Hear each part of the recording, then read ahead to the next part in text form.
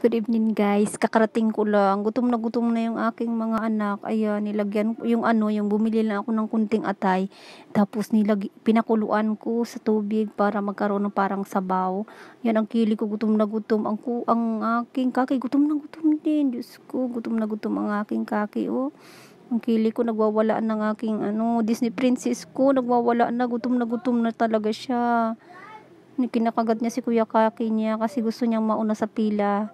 Yung aking kukoy sobrang bait, nagaantay lang. Ayan, nagaantay din yan si Kaki. Kaso si Kili ko talaga, tingnan mo, napakakulit talaga itong Disney princess na to. Sobra talaga ang gutom niya. Nagaantay na sila. Ayan, kakain na sila. Natapon na yung pagkain ni Kili. Paglapag ko kasi, ang bilis-bilis yung sobrang gutom niya. Ayan, natapon na tuloy. Sayang. Kalat na tuloy sa sahig yung pagkain ng Disney princess na napakatakaw na to. Yan, bilis-bilis din si Kukoy kumain kahit may sakit kasi alam niya may kaagaw siya. Nan mo, ang dumi na tuloy ng sahig namin. Gawa nitong Kili bills na to.